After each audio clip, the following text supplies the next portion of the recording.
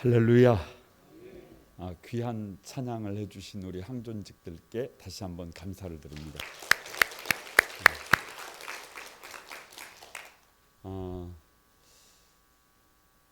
우리 오미크론이 확산이 되면서 확진된 분들도 계시고 또 자가격리 중에 있는 분들도 계시고 아무튼 그렇습니다. 우리 현내녹 전도사님도 지난 주일 예배를 마치고 인천 아버님 집에를 갔는데 동생이 아마 금요일 날 확진이 된 것 같아요. 그래서 일주일 내내 집에서 같이 밥 먹고 같이 자고 이렇게 했는데 금요일 날 확진이 되니까 지금 집에 갇혀 있습니다. 그래서 내려와서 PCR을 했는데 음성이 나왔어요. 근데 그런 상태로 설교를 하는 것이 부적절하다라고 생각해서 제가 그냥 자가격리 그래서 못 나오게 했습니다. 우리 청년들 중에도 이미 확진이 된 경험을 가지고 있는 저기 지금 말해도 돼요. 왜냐 그러면 슈퍼 항체를 갖는다 그래요. 그래서 수인이도 이미 경험이 있고 이미 우리 장군호 집사님 아들 장준수 형제도 지금 그 직장 선임이 확진이 돼가지고 지금 이제 내일 모레 끝나고 그리고 우리 정인석 장로님 딸 정혜지 청년도 직장에서 확진이 돼가지고 끝나가지고 오늘 교회 나왔고 또 오늘 주의 깊게 보신 분들은 알겠지만 사라가 오늘 안 보였잖아요. 그리고 이지영 권사님이 안 보이고 장미순 권사님, 장군호 집사님이 안 보이잖아요. 아마 저 눈치 있는 분들은 아실 거예요. 그런데 사라도 월요일 날 확진자하고 식사를 했어요. 그런데 거기서 확진이 돼가지고 사라도 지금 이제 준수는 다 좋아진 것 같고 사라는 아직 조금 이렇게 인후통이 좀 있는 것 같아요. 아무튼 이런 말씀은 대단히 곤란합니다만은 제가 전화할 때는 이렇게 말합니다. 축하한다. 항체를 가졌다. 뭐 이렇게 말합니다. 그냥. 그러나 여러분에게 그렇게 말할 수는 없습니다. 아무튼 조심하시고 마스크도 잘 쓰시고 그래서 우리 국민의 몇 프로 이상이 확진이 돼야 사실은 이 시국이 끝난대요. 그때까지 안 걸리면 감사한 것이고 걸려도 감사하고 이러면 이래서 감사 저러면 저래서 감사 그것이 저와 여러분의 삶이 되기를 바랍니다. 오늘 우리가 살펴볼 인물이 여호야김이에요. 여호야김 누구라고요? 여호야김은 25살의 왕자에 올라서 11년을 통치합니다. 그런데 이 여호야김의 삶을 꿰뚫을 수 있는 단어가 뭐냐 그러면 실망이에요. 실망. 여러분 사람은 세상을 살아갈 때 실망할 수 있어요? 없어요? 실망할 수 있습니다. 실망할 수 있어요. 부모님께 실망할 수 있어요? 없어요? 실망할 수 있습니다. 배우자에게 실망할 수 있어요? 없어요? 만약에 배우자에게 실망을 안 해본 사람은 아직 인생을 덜 산 사람. 실망할 수 있습니다. 여러분 친구에게 실망할 수 있어요? 없어요? 그걸 뭐하러 물어봐요? 친구에게도 실망할 수 있습니다. 성도들이 교회를 보고 실망할 수 있어요? 없어요? 뭘 있어요? 있다고 하니까 다 끝까지 다 있다 그러려고 그래요. 그러나 죄송합니다. 실망할 수 있어요. 그러나 그 실망에다가 무엇을 더하느냐에 따라 인생이 달라지고 미래가 달라지고 공동체가 달라짐을 믿습니다. 그래서 오늘 여호야김을 설교하면서 제목이 왕들의 비상 32번째 실망에다가 분노를 더하면 교만을 더하면 그것은 패망이다. 다 같이 한번 실망에다가 교만을 더하면 패망이다. 이런 제목으로 잠깐 오늘을 좀 빨리 마치려고 합니다. 첫 번째 여호와 이야김을 관통하는 키워드가 뭐냐? 실망이다. 여러분 23장 37절을 우리 같이 한번 읽어봅니다. 37절 다 같이 시작. 여호야김이 그의 조상들이 행한 모든 일을 따라서 여호와 보시기에 악을 행하였더라. 우리말에 따라쟁이라는 말이 있어요. 따라쟁이. 우리말에 따라쟁이라는 말이 있어요. 여호야다의 인생은 참 슬픈 인생이에요. 참 안타까운 인생이. 왜냐 그러면 조상들이 행한 모든 일을 따라서 산 죄밖에 없어요. 그러니까 누구를 따라한 거예요. 그러니까 조상들이 산 것을 뭐 한 것밖에 없어요. 따라한 것밖에 없어요. 여러분 누구를 따라해야 되겠어요? 아니 1번 문제가 있는 사람, 2번 아주 모범이 되는 사람. 근데 사람은 모범이 되는 사람을 따라갈 확률이 낮다니까요. 누구를 따라가느냐? 3절과 4절에 보면 가장 악한 왕 므낫세를 따라갑니다. 므낫세를 따라가요. 아니 자기 아버지가 요시야예요. 요시야. 전에도 없었고 후에도 없었던 멋진 믿음의 임금입니다. 하나님이 인정하는 왕이에요. 그럼 누구를 따라가야지? 아버지를 따라가야지. 왜 므낫세를 따라갑니까? 가장 악한 왕을 따라갑니까? 가장 악한 왕을 따라갑니까? 왜 이렇게 됐느냐? 왜 이렇게 따라쟁이의 삶을 살면서 가장 악한 길을 가버렸느냐? 여러분 유념해야 해요. 아버지의 삶에 실망했어요. 아버지의 삶에 실망해. 아버지가 누구냐? 다시 말씀드립니다. 요시야예요. 요시야. 8살의 왕이 올라서 31년간을 오직 다 같이 오직 믿음, 오직 말씀, 오직 은혜, 바른 개혁자의 모델이 된 사람. 하나님이 보실 때 전에도 이런 사람이 없고 후에도 이런 사람이 없대요. 가장 이상적인 왕이에요. 그래서 여러분 제 말이 아니라 23장 25절을 한번 봐보세요.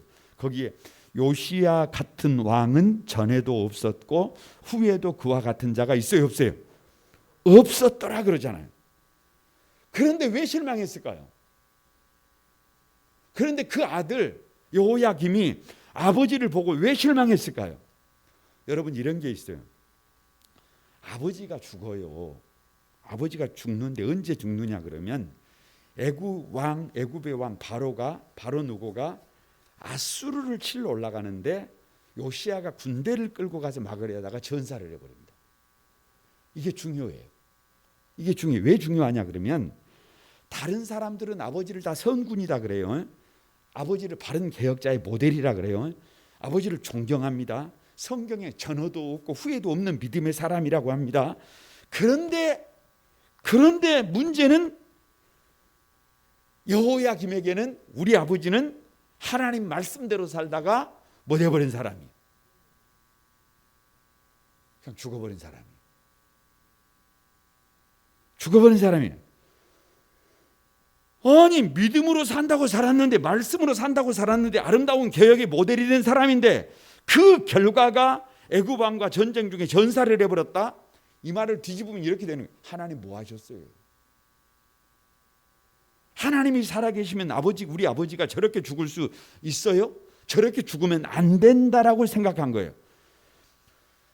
그렇게 죽을 걸, 그렇게 전사할 걸, 뭘 그렇게 믿음으로 산다고 오직 믿음, 오직 말씀, 오직 은혜 그러더만 어떻게 죽어버렸어요? 아니 전장터에 가서 죽어버리잖아요.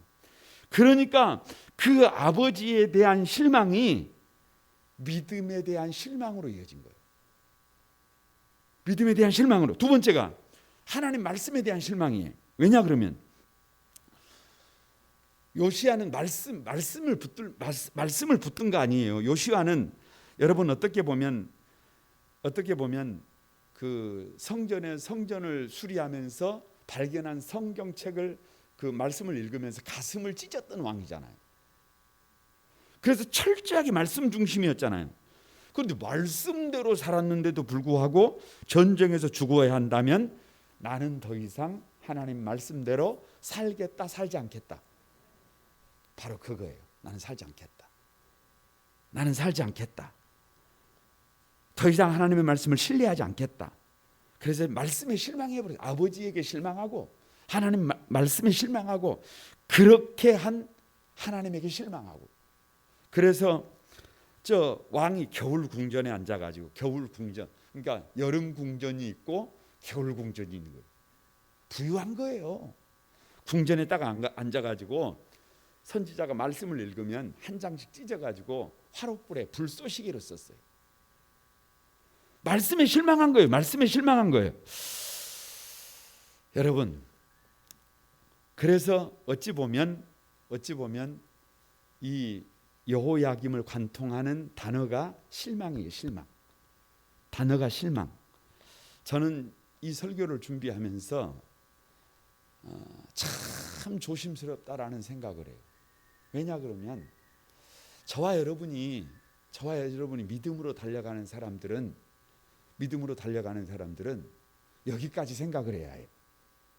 저와 여러분이 날마다 기도한다고 그러고 날마다 막 이렇게 한다고 그러는데 저와 여러분이 잘못되면 선의의 피해자가 나올 수 있어요. 누구처럼? 여호야김처럼. 요즘 참 안타까운 얘기지만 개척교회를 섬기는 목회자들이 이런 문제가 있어요. 우리 아버지는 맨날 밤을 새워 기도해요. 우리 아버지는 그 좁은 길을 걸어가요. 그런데 교회는 맨날 그 모양이에요. 그러면 자녀들이 탈선하는 경우가 종종 있어요. 왜요? 뭐 했어요? 실망했어요. 실망했어요. 사실 사람이 실망을 한 이유는 뭐냐 그러면 너무 자기 중심대로 되어야 된다라고 하는 어찌 보면 자기 확신 때문에 그래요. 여러분, 하나님은 나보다 더 깊고 넓고 높아요. 내가 보지 못하는 것이 있어요. 그래서 하나님은 내가 보지 못하지만 하나님이 하시는 일은 나를 위한 것이고 나보다 더 나를 사랑하시는 일인 것을 믿습니다. 그러니까 실망할 수는 있지만 그것 때문에 우리의 인생이 잘못되는 일이 있어서는 돼요, 안 돼요? 안 돼요. 그래서는 안 됩니다. 그런데 여호야김은 이 실망이 너무 컸어요. 그리고 두 번째 그의 삶을 관통하는 키워드가 뭐냐? 24장 1절 한번 보세요. 다 같이 한번 읽어봅니다. 시작. 여호야김 시대에 바벨론의 왕 느부갓네살이 올라오매 여호야김이 3년간 섬기다가 돌아서 그를 배반하였더니, 에레미야 선지자가 40년 동안 외쳤던 메시지가 뭐냐 그러면 유다는 죄 때문에 바벨론에 무너진다예요. 그래서 항복을 하라는 거예요.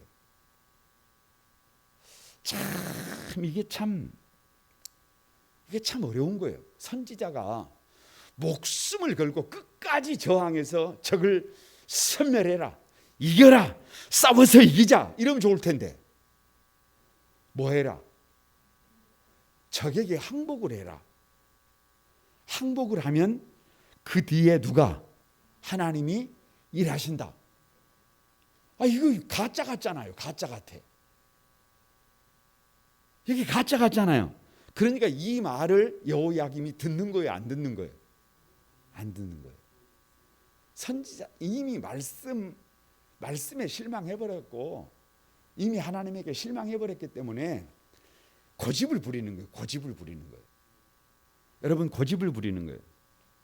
저는 그 우리나라 역사를 가만히 볼 때, 지금 세계사를 볼 때 가슴 아픈 부분이 그거예요. 통일, 우리 해방 이전에 국내 상황을 보면 좌익과 우익이 극렬하게 나눠집니다. 그러니까 좌익은 일종의 무장 봉기를 통해서 나라를 수복하려고 했던 사람들이고, 우익은 좀 다른 모습이에요. 좀 다른 모습. 그런데 문제는 다른 나라는 해방이 되니까, 일본 히로시마 상공에 원자폭탄이 떨어지고 나니까 다른 나라는 다 그냥 해방이 되잖아요. 근데 왜 우리나라는 남과 북으로 나눠져 버린 거예요? 자기 주장이 너무 세요. 자기 주장이 너무 강해. 그래서 반드시 사회주의가 건설돼야 된다. 반드시 뭐 민주주의가 아닙니다만 민주주의가 세워져야 한다. 이렇게 너무 고집을 부리다 보니까 나라가 어떻게 돼버렸어요? 나라가 나눠져 버렸어요. 나라가 나눠져 버렸어요. 아픈 얘기예요. 여러분 지금 저 러시아와 그 우크라이나가 접경, 모스크바, 이 그 우리 그 세계사를 가만히 볼 때요, 모스크바는 아주 드넓은 평야 추운 곳이지만, 이쪽에 블라디보스톡에서 거기까지 가려면 일주일을 기차를 타고 가야 합니다. 광활한 땅이 광활한 땅. 그런데 그 블라디보스토크 접경해가 지금 그런 나라들이 막 포진해 있는 거 아니에요. 유럽이 맞닿아 있는 거 아니에요. 유럽이 맞닿아 있어요. 문제는 우크라이나 안에 정부군만 있는 게 아니고 반군이 있어요. 반군은 누구냐? 친러시아예요. 반군은 친러시아. 그러면 정부군은 누구냐? 친나토예요. 나토. 우리나라가 해방 전후에 친미 이거 가지고 싸운 것처럼 지금 그 나라가 그짓하고 있는 거예요. 그런데 왜 러시아가 전쟁을 하려고 하느냐 그러면 그 친러가 궁지에 몰리고 있고, 그 우크라이나가 만약에 나토에 가입을 해가지고 그쪽으로 넘어가 버리게 되면 앞마당이 무너져 버려요. 앞마당이. 그러니까 그걸 지켜내겠다는 거예요. 그러니까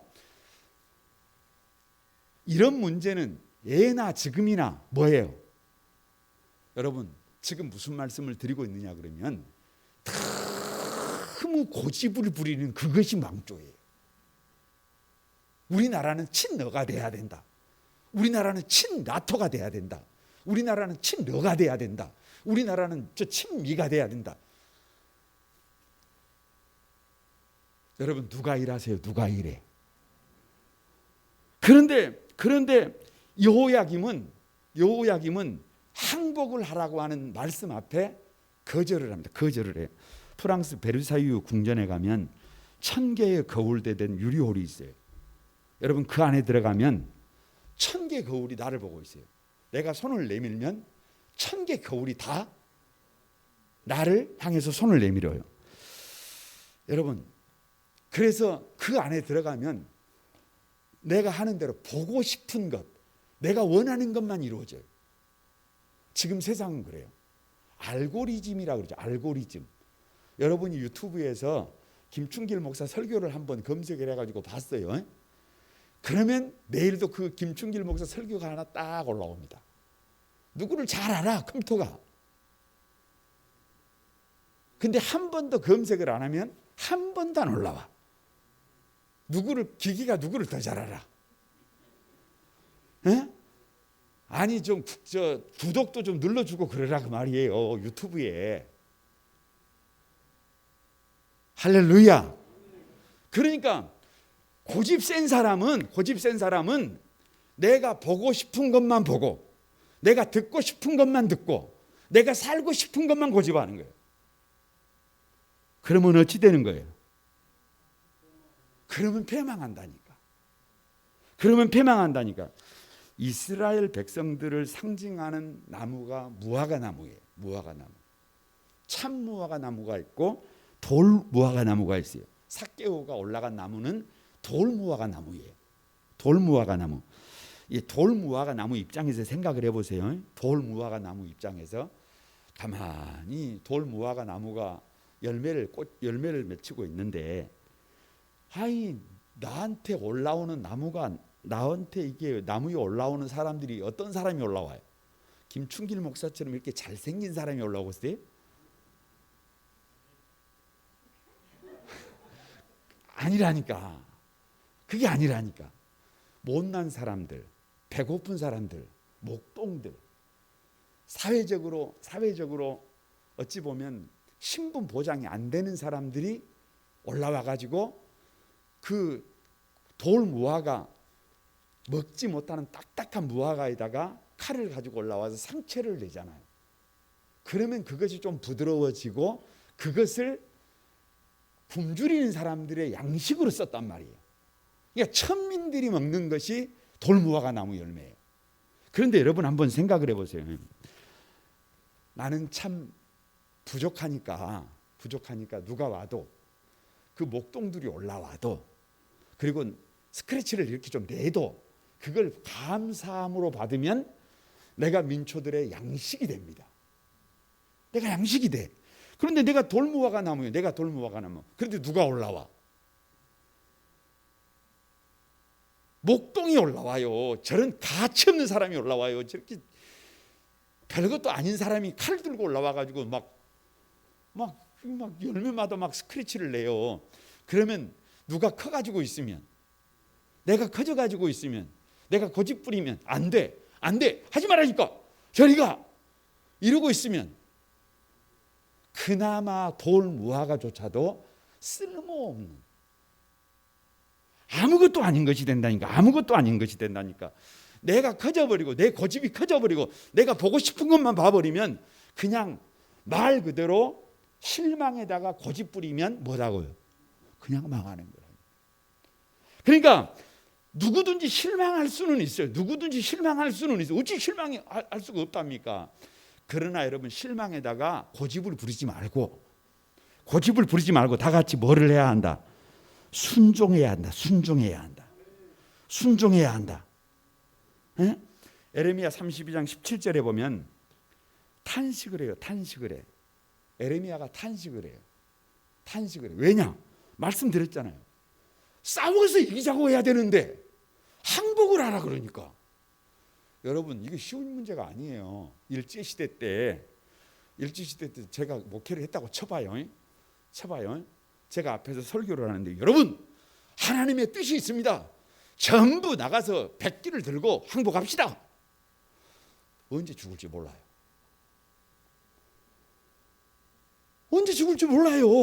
그런데 지금 그 설교를 누가 하고 있는 거예요? 그 설교를 지금 에레미야가 하고 있는 거예요. 에레미야가. 그런데 여러분 믿음이 있으면 그 말씀에 뭐를 할 수 있다는 거예요? 순종할 수 있다는 거예요. 에레미야 25장 12절에 여호와의 말씀이니라 70년이 끝나면 내가 바벨론의 왕과 그의 나라를 갈다인의 땅으로 제왕으로 말미암아 벌하여 영원히 폐허가 되게 하리라. 70년이 지나면 하나님이 지금 네가 항복을 해도 지금 네가 어디에 가서 저 바벨론에 끌려가서 텃밭도 일구고 장가도 가고 집도 짓고 거기에 정착하고 있으면 때가 되면 어떻게 한다? 다시 나라를 회복시킨다. 그럼 어떻게 해야 해요? 내 생각하고는 좀 달라도 주님이 그렇게 말씀하시면 거기에 뭐 해야 해요? 순종하고 텃밭을 어떻게 해야 해요? 왜 텃밭을 일구겠어요? 밭이 없으니까. 종이 뭔 밭이 있겠어요? 그런데 텃밭이라는 말은 아무 밭이 없는데 조그마한 손바닥만한 땅만 있어도 거기를 좀 마음을 붙이고 거기를 대간을 하고 집도 짓고 결혼도 하고 그래서 그 자리에서 아픈 자리에서 포로된 자리에서 힘든 자리에서도 할 일을 다 하고 땀을 흘리고 사람답게 하나님의 백성답게 좌절하지 말고 절망하지 말고 최선의 노력을 다하면 누가 하나님이 70년이 지나면 어떻게 한다는 거예요? 내가 나이가 들어서 못 가면 누가 돌아간다는 거예요? 자식이 돌아간다는 거예요. 그러니까 뭐 하면 순종하면 실망을 했어도 뭐에 순종을 하면, 하나님의 말씀에 순종을 하면 어찌 된다? 살 길이 생긴다. 순종하면 살 길이 생긴다. 여러분, 말씀을 마치려고 합니다. 실망합니다. 네? 우리 인생을 가만히 봐보세요. 실망할 일이 한두 가지입니까? 하나님이 좀 이렇게 좀 문제를 좀 해결해 주셨으면 좋겠는데, 이렇게 좀 합격도 하고 이렇게 건강도 하고 좀 이렇게 됐으면 좋겠는데, 아니 하나님 뭐 하시는 거예요? 우리가 기도하고 열심히 그렇게 달려가는데 왜 그러시는 거예요? 실망했어요. 실망해. 그런다고 내 마음대로 그냥 막 가버립니까? 내 고집대로 그냥, 이제는 하나님이 뭐라고 말씀하셔도 내 고집대로 삽니다. 그렇게 삽니까? 그렇게 살면 방법이 없다니까요. 그럴 때일수록 하나님의 말씀 안에 돌아가야 해요. 그럴 때일수록 하나님의 말씀에 가만히 돌아가서 말씀 앞에 나를 쳐서 복종시키고 달려가면 어떻게 돼요? 우리의 삶은 달라집니다. 누가 일하기를 시작합니다. 하나님이 일하기를 시작합니다. 우리 청년들이 공부하는 청년들이 많잖아요. 공부하는 청년들이 많아요. 사실은 우리 청년들에게도 개별적으로 이렇게 한마디씩 해주고 싶어도 참 이게 쉽지가 않아요. 그런데 여러분, 가만히 보면 실망할 것들이 참 많아. 예를 들면 태어날 때부터 금탯줄을 좀 달고 태어났으면 이렇게까지 고생 안 할 텐데, 이런 생각도 들기도 하고. 그런데 눈 떠보니까 실망할 일이, 감사할 것도 많지만 실망할 것들이 많아요. 근데 문제는 그런다고 막 갑니까? 그러면 여러분 내일이 없어요. 그런데 하나님의 약속을 믿고 오늘도 한 걸음 나가는 거예요. 그냥 뚜벅뚜벅. 공부를 하는 사람은 내가 이렇게 공부를 하겠다라고 내 마음에 작정을 했으면 오늘 아무리 힘들어도 그 일을 해내는 겁니다. 그러면 여러분, 시간 지나면 내가 생각하는 것보다, 내가 계획했던 것보다 더 아름다운 세계가 와요, 안 와요? 뭐들어 고민을 해요. 인생을 뭐 1년 빨리 가고 2년 빨리 가고, 그게 뭔 순간이에요? 그게 뭐예요? 그거 아무것도 아니에요. 지금은 대단해 보여도 나중에 시간이 지나가고 나면 여러분, 그런 어려움을 겪어본 것이, 그런 눈물을 흘려본 것이, 그런 아픔을 겪어본 것이, 그것이 재산이에요. 그것이 자산이에요. 그것 때문에 오히려 우리의 삶을 더 풍성하게 살아갈 수 있음을 믿습니다.